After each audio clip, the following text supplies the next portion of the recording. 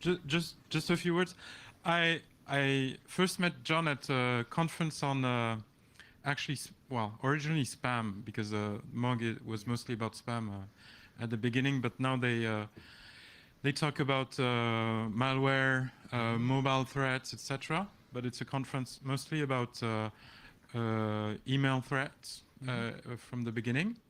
And actually, it's quite an interesting audience. You have a lot of ISPs, a lot of people looking at spam, and it's if you don't know about Mog, maybe look at their conferences or look at joining. It can be interesting to come from time to time to their conferences. And John would like to share his views on takedowns and maybe spark discussions on the issue. So you have the floor, John. Sure, Thank certainly. So good news, we're running a few minutes ahead, so if I go over, you'll still be on time for pizza, hopefully, or if a lot of questions are asked. So my name's John Bamenek. I work for a company of Fidelis Cybersecurity. I aspire that is the last time I say cyber in this presentation, but it's not my fault. I didn't name the company, but I do cash the paychecks. So been in the industry about 16 years. I am also a faculty member at the University of Illinois in Champaign-Urbana, teaching some CS classes, and produce some open source intelligence feeds based on DGA stuff, which you can see there.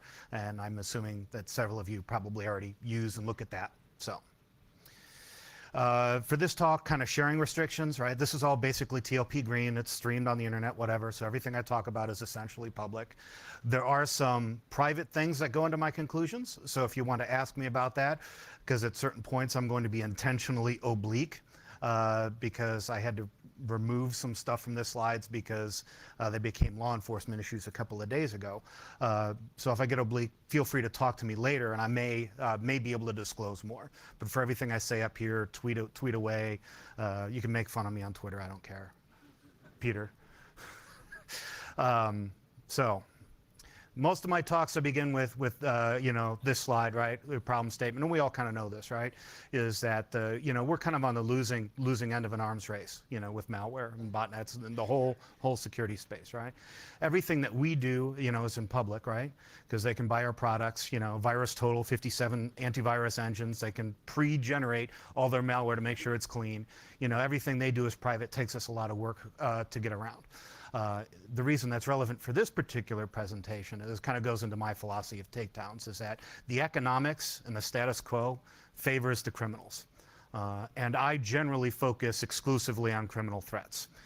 Because eventually, occasionally we can put somebody in jail. I can't really solve the intelligence agency problem. People have been spying on other nations for other years. So, the short version of this is we're all doomed, but everybody in this room is going to be working forever, even if you're a serial screw-up, because we know serial screw-ups in our industry and they still get paid, right? There's more work than anybody could ever do in their lifetime. So, unlimited job security, right? That's good news. Another way of putting it, right, from The Onion, China can't keep up with hiring enough hackers to hack US stuff. Kind of an American-centric slide, but it amuses me. And hopefully, some of this is humor, because last talk of the day, so hopefully lighting it up a little bit. So my kind of general approach to taking things down, right? I'm kind of a belligerent Irishman. Bamenek may, confuse you. It's not really an Irish name. It's kind of Ellis Island Polish, but I am half Irish, and if I'm not breaking things, I'm bored. And if you talk to my wife when I'm bored, then I get into trouble. So she tries to, have me do chores or something just to keep me from causing problems for myself. I generally like just breaking and smashing things, right? That's kind of my mindset. That's not everybody's mindset. That's cool. Subject of debate, which I'm sure we'll come up with, or we'll get to soon. What is a takedown? I'm sure everybody here knows what it is, but briefly, right? Is it a marketing ploy? In some cases, takedowns have been marketing ploys, right? But it's treated as something that's distinct, a distinct and special action that stands alone. I argue that it's not, and we'll get there in a second. About 30 minutes ago, I read about a law enforcement operation, generally US based, of just taking down 30,000 some odd counterfeit goods shopping sites over the shopping American holidays of Black Friday and the ongoing rampant commercialism that we make Christmas in the United States, right? You know, it's phishing, right? That's a takedown. People do that all the time, but when you talk about botnets, it gets to be more controversial, right? You know, getting a hosting company to clean up their network, is that a takedown, right? There's a specific case on Angler that we'll talk about as we go. My definition, right? You know, I get to define my terms because I've got a microphone, right? So, you know, that way I can make sure I define it to already align with my predefined conclusions. You know, is some kind of disruptive action to achieve, you know, some objective, right? It is objective focused. There is some intent aside of, I want to blow stuff up for the sake of blowing stuff up, right? You know, we can all blow stuff up, that's cool, but try to achieve some objective. And ideally that objective will not be having a takedown. Okay. Why do them? Okay. I work for a security vendor now. Previously to that, well, I guess my company still exists, but I was independent for a long time, you know, but generally we've all got clients, you know, and for the most part, like our products, you know, we don't increase our bottom line, you know, by doing takedowns. You know, it's good media, which is both good and bad. It's part of the problem of takedowns, right? You know, but we're paid to protect our customers. And generally speaking, taking things down, you know, can lead to a chain of events that have adversaries move around our ability to detect them, right? So it's counterintuitive. That being said, you know, my sense of, you know, altruism kicks in is that for the most part, the people who most need protection, certainly when you're talking about crime, are not necessarily buying our products. They're not enterprises. You know, no one's going to spend $100,000 for my company's box to protect their house. That would be silly, right? You know, but these are the people getting robbed every day. So kind of my sense of, you know, building a better society, and I won't say cyberspace because I don't want Peter making me drink, you know, is helping those people that aren't protected by our technologies, which means we have to do something else. There has to be disruptions, arrests, so on and so forth, okay? So the general debate, right, of whether or not to do takedowns, right? You know, attackers will adapt. So, you know, they move around our ability to detect them. You know, takedowns are ineffective, do more harm than good. And the question of whether law enforcement should be involved. We'll go through each. Okay. So the question of adaptation of adversaries, right? You know, and this is kind of a philosophical point, right? Everything we do is public and they adapt to everything we do.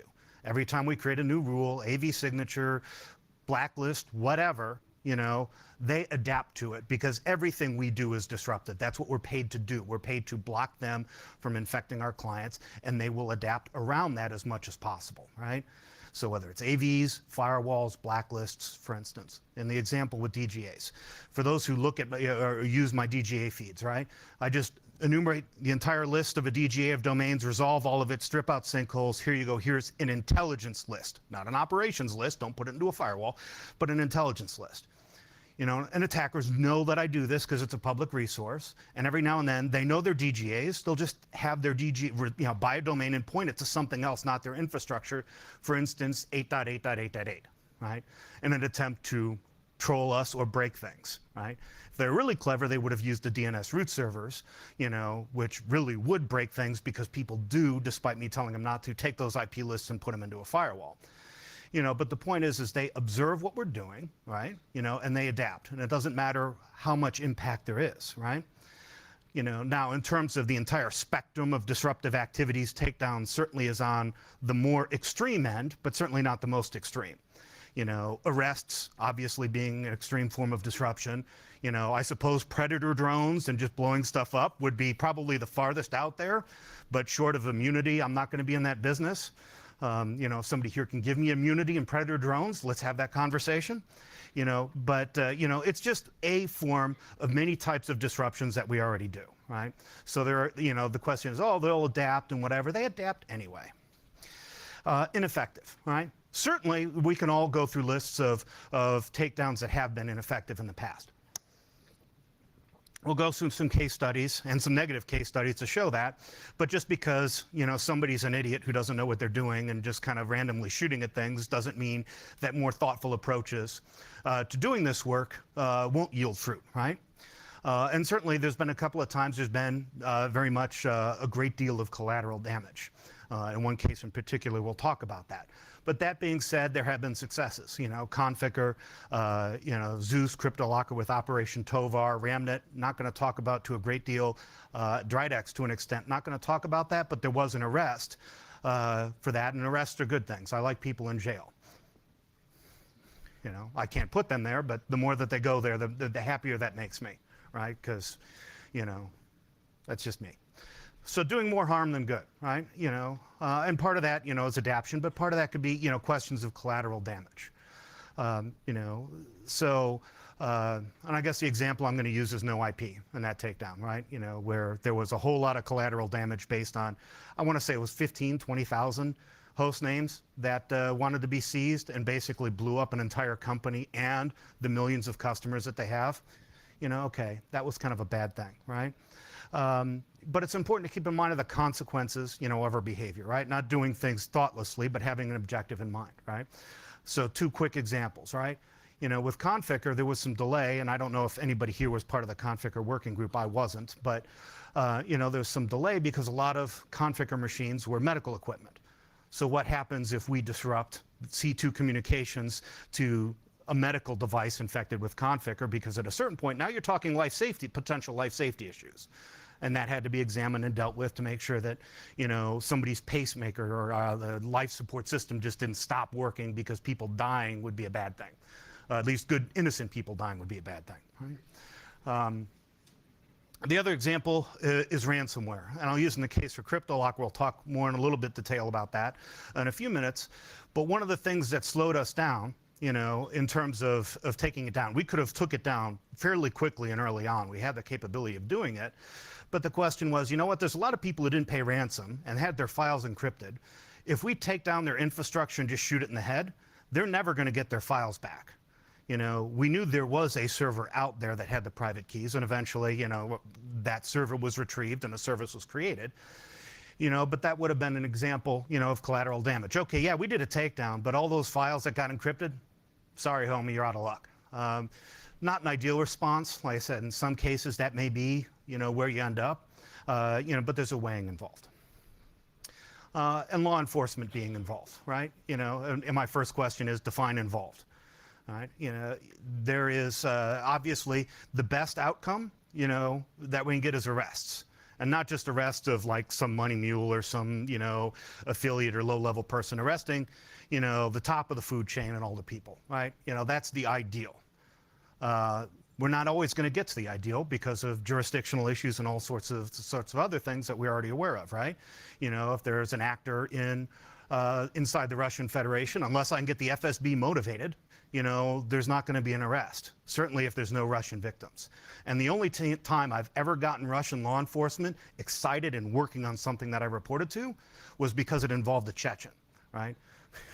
Then they're like, yeah, give us everything, we'll take care of this. But short of that, they'll take things quietly, but it's just kind of into the bit bucket. I don't know to what extent agency is a legal doctrine outside of the United States.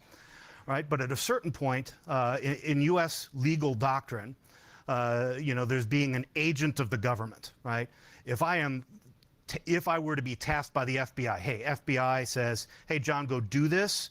Then there's a question: am I a government actor, an individual actor? And it brings into all sorts of liability issues that most people in the private sector don't want to deal with.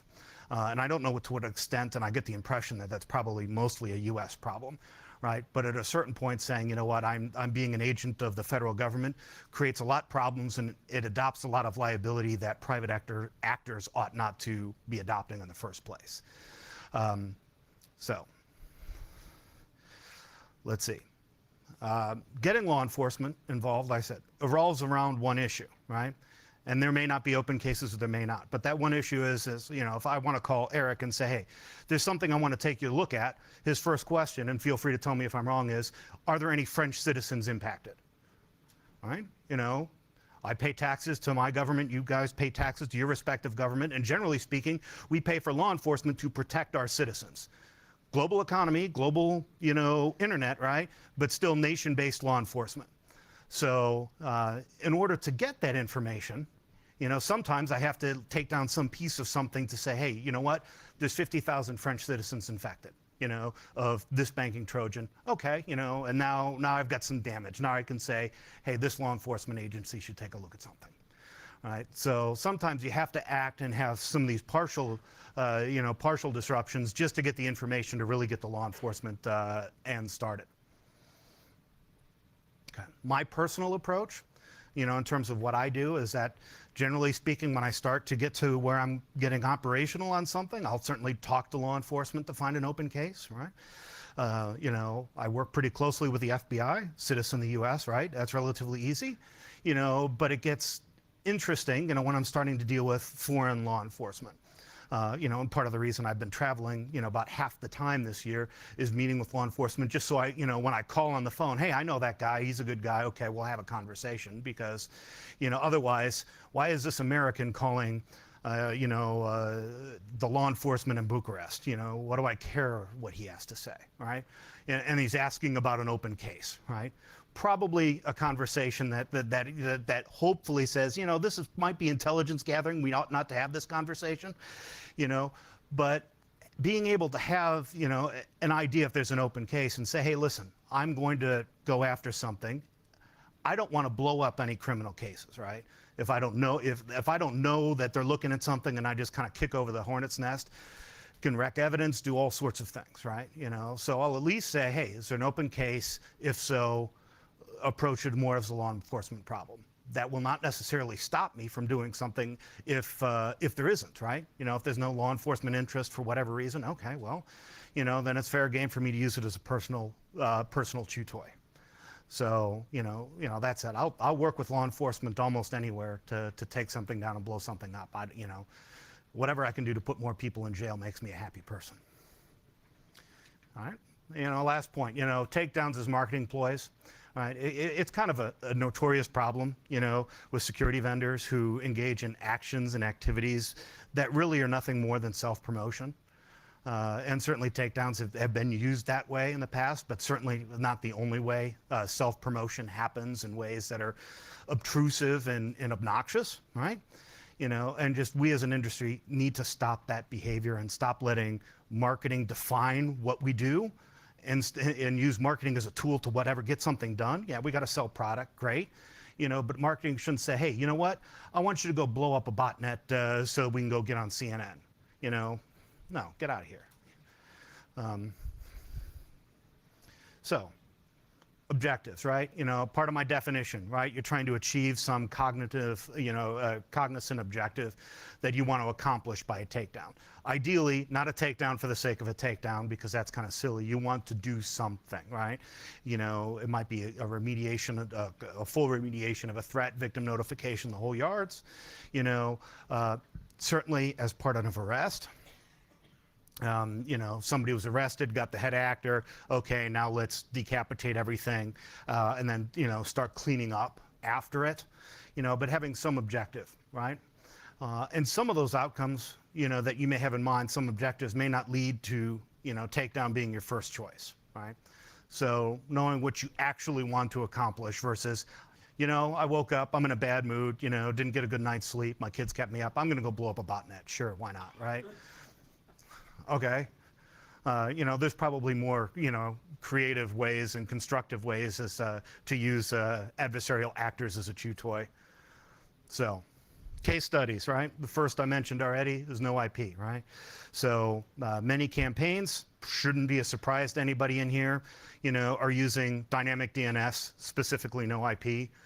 Certainly at the time, we're using no IP for, DNS services, right?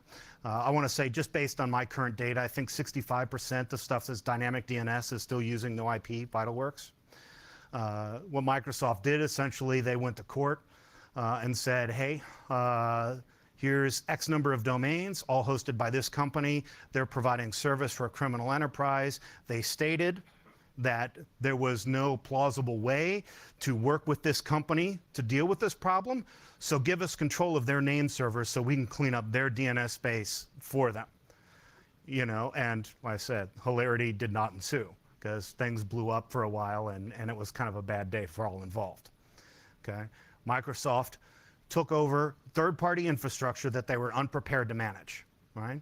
So certainly an excessive step for what they were trying to do.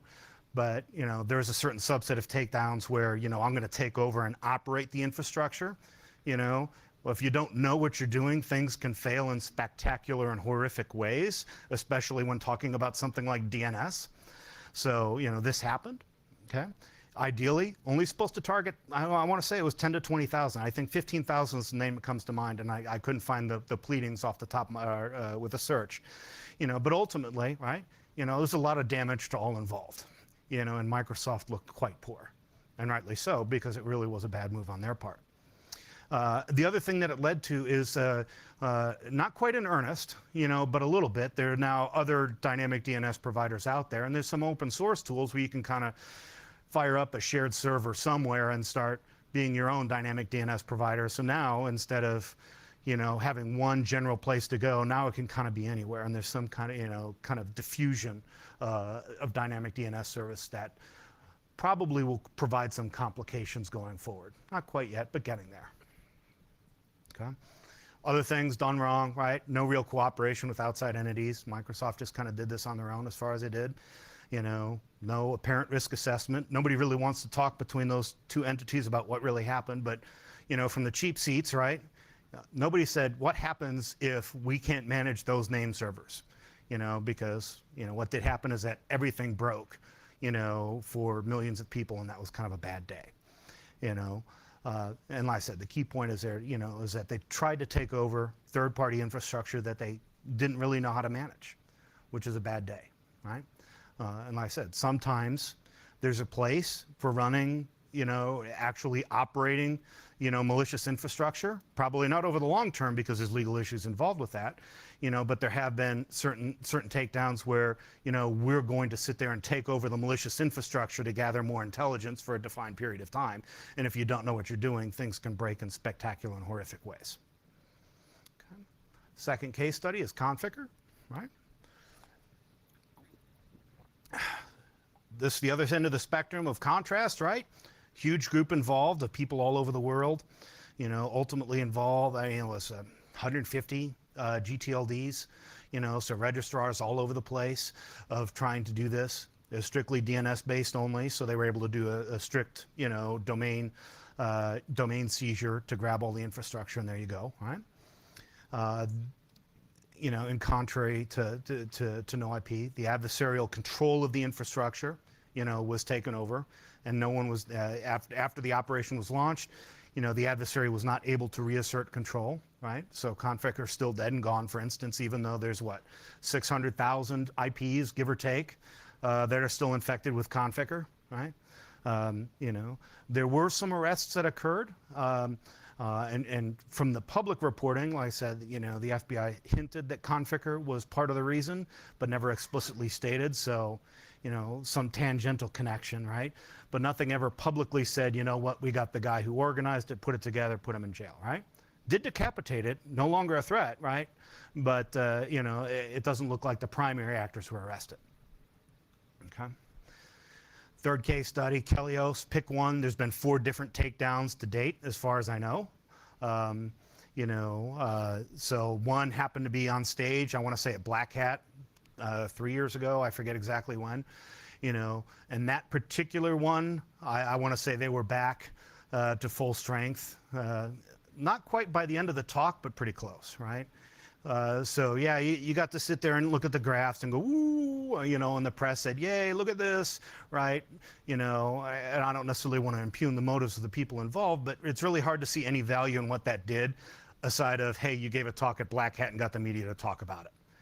You know, congratulations, good for you, right? You know, I get the media to talk about anything at Black Hat by submitting a fake talk and canceling it 2 weeks prior, saying an intelligence agency told me I can't talk about it, right? Because that happens every year. You know, it's true, right? It's programmatic at this point. This one generally involved like peer-to-peer poisoning and the like, so Kelios in part, you know, is peer-to-peer based. So, you know, if you break down that part of its ability to communicate, you know, they can't talk to each other and not otherwise operate. I said the objective appeared for the takedown for the sake of a takedown. I mean, if you're doing it in front of a live audience, you know, probably, you know, you probably don't have the best intentions, right? But it doesn't look like the alternative channels for the adversary to control it were fully investigated. This is something that I'm working on now, and we're still finding new ways that the adversary kind of controls the infrastructure. So the big point there is, I mean, if you're going to do a takedown, I mean, aside of a targeted thing for telemetry or some other, you know, non-fatal takedown, is enumerating all the passive communication. So for instance, Dire, you've got a DGA, you've got some static lists, and I think it's Tor. At one point it was I2P, right? So you've got to be able to go after all of those channels to do a takedown, or the attacker is just going to reassert a control of the infrastructure, and you've just wasted everybody's time for no good reason, okay? You know, and generally those approaches were more of the go-it-alone route. Okay? This one I was part of with Operation Tovar, specifically the crypto locker piece of it. Game Over Zeus did right along with it. So it was an idea of what kind of, you know, coordination went into it. 14 different national law enforcement agencies. Just the crypto locker working group was about 150 people all over the place. You know, there's Russia to US, China, there's a bunch of people all over involved in it. It generally appeared August of 2013. By about October, I was in a position where I could have killed it if I wanted to. They really only had one mean of communication, that was the DGA. It's ransomware, so not exactly a bot, but had bot-like communication structures. So I could have nuked it in October. You know, the big thing that was on our minds was, you know, hey, you know, is restoring recovered files. You know, but there was also another piece of it that really delayed us, and that was its connection to Game Over Zeus, which, despite ransomware and CryptoLocker being a big thing, in my mind at least, Game Over Zeus was a bigger threat. You know, the dollars are bigger, you know, on however you measure these things. Certainly the dollar amounts for Game Over Zeus were bigger.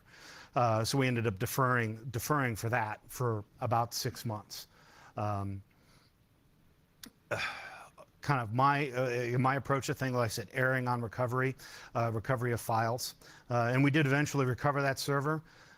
We knew that we were going to have it, you know, at a certain point relatively early on, you know, but we wanted to make sure that we can get it and then produce a service, and a couple of companies were involved in that, so that people could recover the files. You know, another aspect of that, there was things that we kind of spit around and within a smaller subset of people is like, you know, what other creative ways can we take this down? And actually, at one point, we were talking about, you know what, we could DDoS this. You know, the remote server's got to generate keys. So there's disk space, there's computational space. This is a good DDoS target. I mean, it would kind of be a felony to do it, but, you know, I'm sure somebody would sign off on it, maybe. You know, but again, same problem. You know, yeah, new infections wouldn't happen if I successfully DDoS that server and maintain it over the long term. You know, but people wouldn't be able to buy and get their files back. You know, they'd send bitcoins to these people expecting their money to their files to be decrypted. You know, but there'd be nothing for them to reach out to because the server was down. So that's something that ultimately we shied away from. Okay, so I view this as a success. Qualified success, right? The two threats are dead and gone, never been heard from again. You know, the actor involved, you know, one of them has a $3 million bounty on his head. He's a Russian citizen, right? You know, an indictment is only good until you get an arrest, you know, but he's not going anywhere. I don't know if he's married or not, so if he is, then if his wife wants to go to Cyprus, then maybe we got a shot. But short of that, you know, all it is a $3 million bounty, okay? The one thing I also did want to point out about this is that there was some private sector to private sector cooperation with Russia and China. We really can't craft a court order to get somebody in China to do something, you know, but Nick.ru was, you know, cooperated and said, okay, we'll do 6 months of domains if memory serves.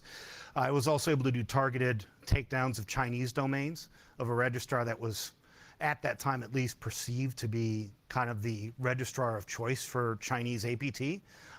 And they were cooperative, simply by saying, here's a threat, whatever.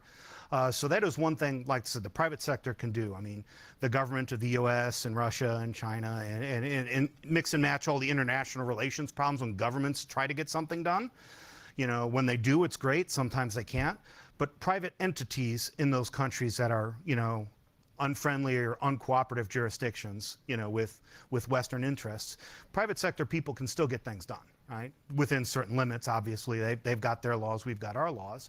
But certainly, we can still do things and disrupt threats, in the lack of, effective international cooperation, right?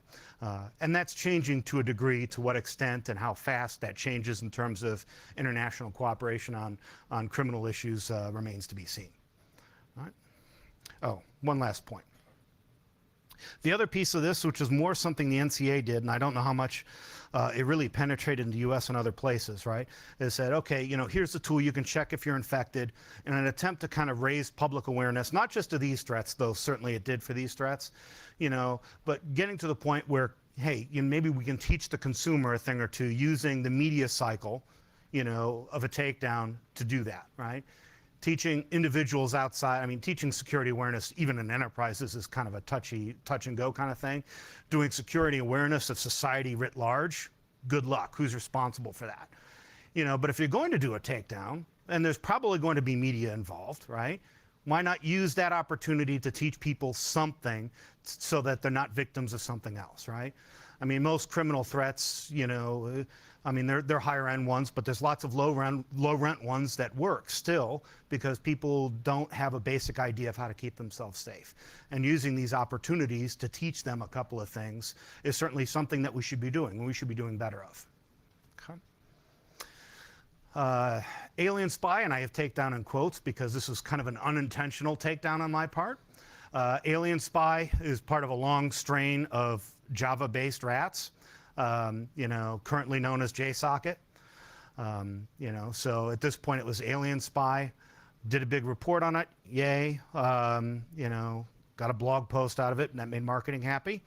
But a technical aspect of this is that all builders, it's a commercial-based rat service, so you've got to buy a time-based subscription, and you get, the builder, which is a jar file also.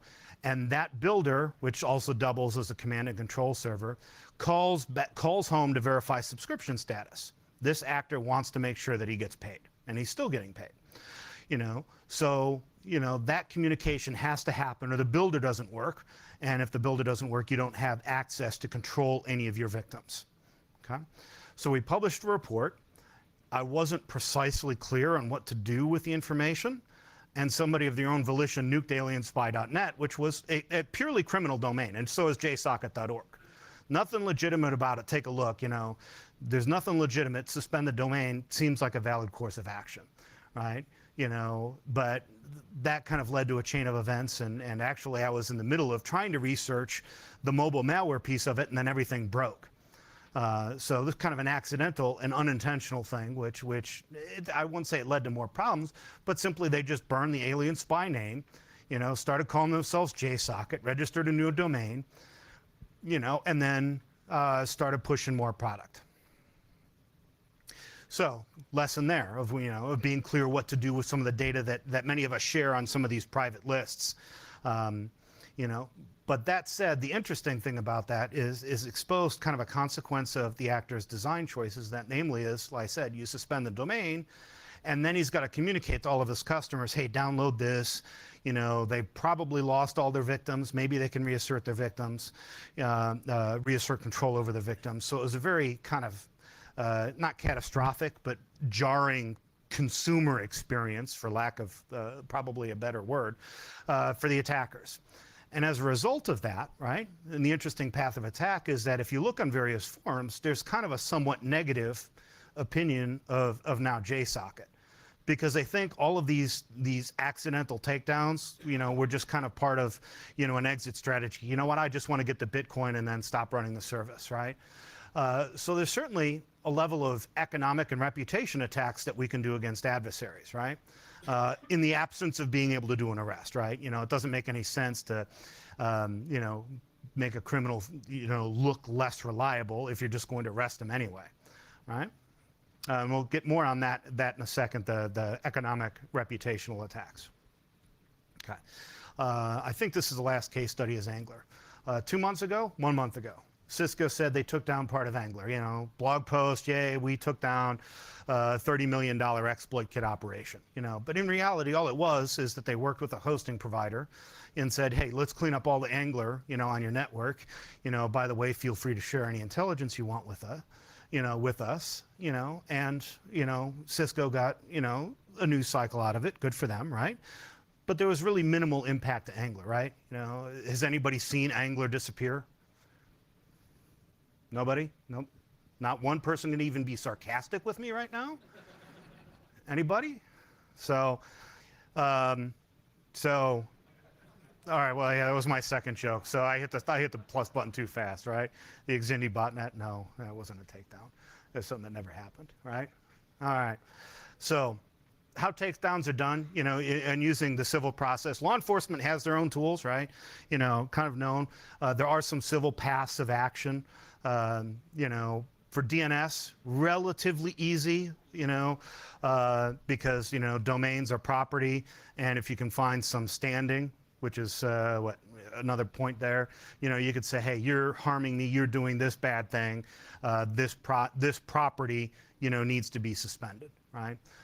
So most of the civil takedowns, non-law enforcement, happen this way. There's some civil action saying, give me a restraining order because this person's actively engaging in harm. All right. There's some other contractual means. Almost every provider of services has some AUP, assuming it's not a criminal provider that caters to providing services for criminals, at which point I guess you could report to them, but it's not like that they care, they'll laugh at you.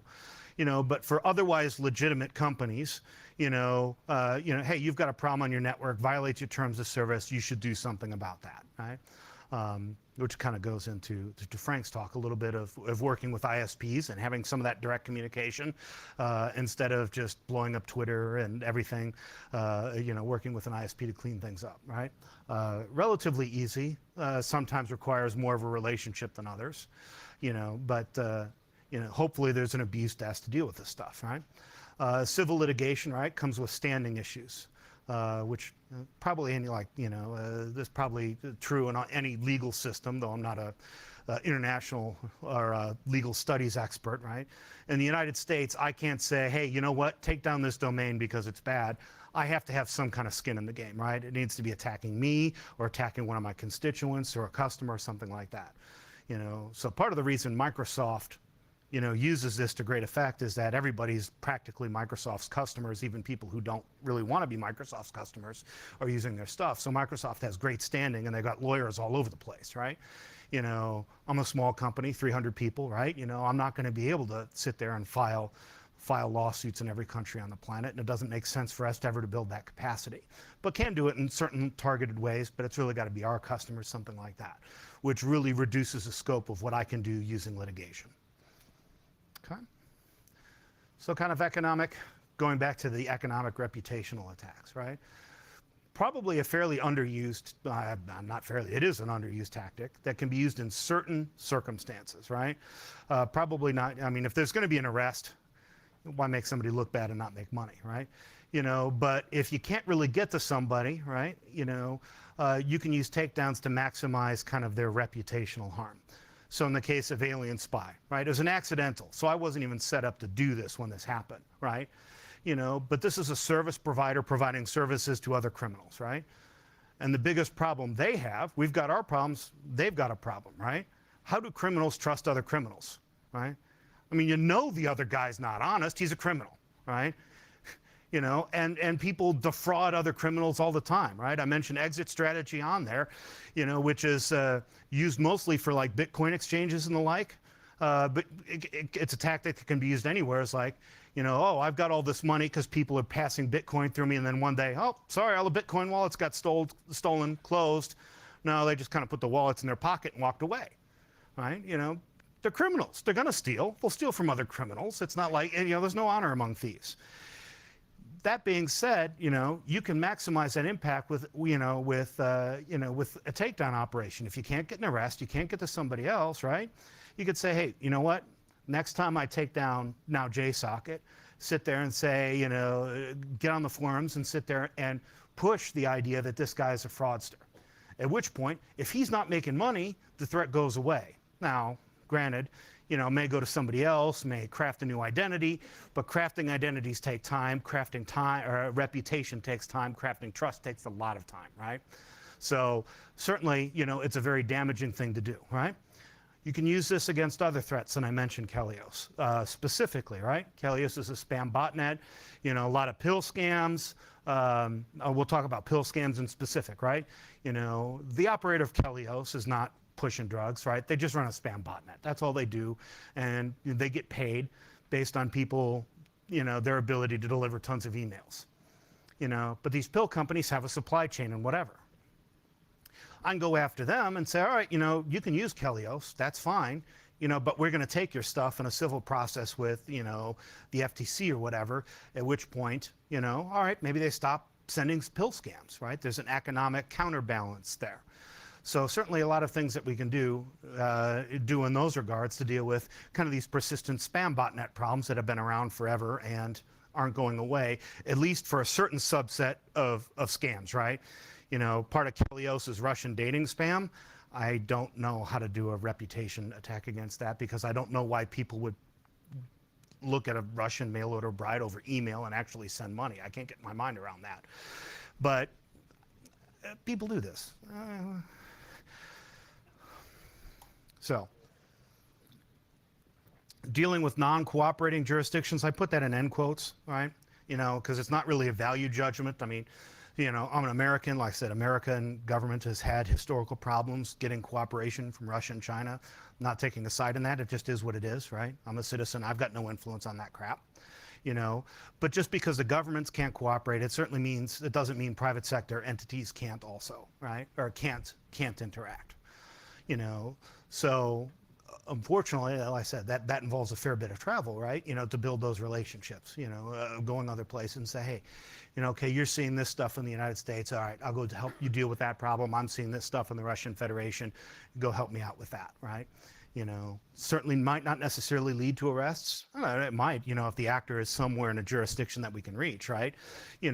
But that's basically relationship maintenance, and there's no good way of doing that except actual FaceTime, right? And what I tell my wife and my kids who don't understand why I travel so much is like I can get more done sitting in a room with somebody for 15 minutes than I can 3 months over email. Working virtually, of people that are kind of outside a small circle, of an organization or whatever, it just takes a lot of time, right? But getting everybody in the same room saying, let's deal with this, we can resolve things relatively quickly, right? But unfortunately, that means, I've got almost 250,000 frequent flyer miles for just this year. But my family's going to get a good vacation out of it, so they can't complain that much, right? But trust lists, electronic, groups, they're good, right? I have several, many of you are in them, they're not bad things. I'm not bagging on it, but it's not enough. It actually takes time to build relationships outside of your own geography, okay? So my particular entry requirements, so to speak, of when I'm going to actually pull the trigger on something is the first is willing partners, right? I'm hugely busy and there's only so much my expertise is in certain things, right? I need other people to be involved, and if not other people are interested, okay, well, nobody's interested. I'll go move on to something that people are interested on. And it's pretty easy to find something that somebody's interested in, right? Some relevant threat, right? Obvious. I'm not going to go after something that's nonsense or, some low rent stuff unless there's a good reason for me to do it, right? Third point, thorough knowledge, of the primary and backup means of communication, right? I don't want to shoot something in the head and only hit its foot, I want to kill, I don't want a flesh wound, and the only way to do that is know how it communicates. And then, you're going to run into Tor and I2P stuff that is complicated but not impossible to resolve, right? Which might, but there might be cases like I really want to kill this, but I can't because I can't get to all of the resources necessary to do it, right? And doing that risk analysis that I mentioned is like, what's the risk of collateral damage, and what's the risk of deception, which I'm not talking about a great deal here, but the attackers know what we're looking at. They know how to deceive us, right? And it's a lot easier than we think, right? So making sure that, am I really shooting what I think I'm shooting, or are they somehow, screwing with my intelligence? Wrapping it up, takedowns, just another form of disruption that we do every day, right? It's not something unique and distinct. It's just part of the spectrum of operations. Like having some ultimate objectives, is the key of, what do I want to accomplish? Not a takedown for the sake of a takedown and marketing, right? and deconflicting at least with law enforcement, if not working, right? To make sure that I don't scotch a case to put somebody in jail, because I'd rather have people in jail than to have a notch in my belt and a takedown. Cooperation, having broad cooperation across jurisdictions, right? Global problem, needs to have global partners, right? And being better, the last point, of informing the public, right? Is taking these opportunities when, there is actually a lot of media around something, and say, hey, you know what? Yeah, we took this down, this ransomware family, but really pay attention to not opening zip files with an HTML file that redirects and then infects your machine with ransomware. Don't do that, because it's not legitimate email. Certainly take some of those steps to just inform, Joe Six-Pack, or whatever the equivalent expression is in other countries for the common person, and teach them something about security, all right? So I forgot all my business cards because I dropped my laptop off in the hotel, but there's my information. If you want to get in touch with anything that I do, there's a bunch of groups that I run. Feel free to get in touch, because I'm always looking for more people to do more things. So, questions?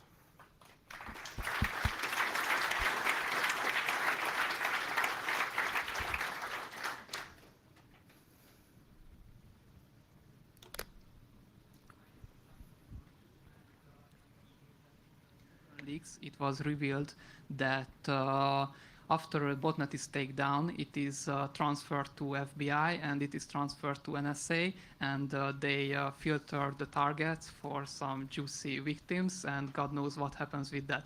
What is your short opinion about this? My short opinion is that if I'm doing a takedown and we're sinkholing, the sinkholing's for victim notification, and odds are I will probably use Shadow Server for that, because they're set up for it.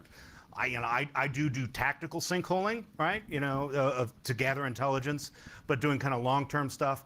Let Shadow Server do it, victim notification. If Shadow Server is cooperating with the NSA, I guess eventually somebody will figure that out. We'll use somebody else, right? That's just not what that's for, right? So, if I caught that, then, there'd be a lot less cooperation with me with whatever party was playing that stunt in the future. Free. Yeah, you mentioned earlier in your slides about limited success of Dridex campaign. Could you elaborate why wasn't that enough people sent to Gallows Pole, or what? I wasn't part of that operation, but there were aspects of it that I thought were going to be done that weren't done. And like I said, this is where I'm kind of being intentionally vague. But, it's not dead and gone, right? Right. There was an arrest. An arrest is good. Not having firsthand intelligence about who it is, it seems like they arrested one of the affiliates and not necessarily their primary actor. So arrests are good, right? Eric, arrest more people. Have fun, right? But still a threat still out there, right? So I would say limited success. I mean, it's still, like I said, success is, I'll take anything, right? I'm a beggar, right? Married, 4 kids, driver carries no cash. I'll take anything. So it's not yet over. Right. Okay, thanks. A last question over there. Hi, Magal. Would you say about Dridex that since the rest there was significant change in activity, in Dridex activity?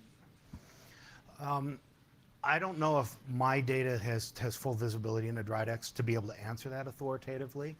And it's not something that I've personally looked at in the past few weeks. My impression is I don't know if there's been significant changes, or what I would describe as significant changes.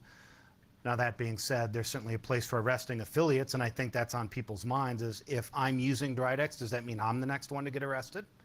And I think that has value. So going to kind of the economic reputational attacks. I don't know if that was really maximized in this case, because I wasn't really part of that particular operation. Does that answer your question? Kind of. More or less, yeah. Yeah.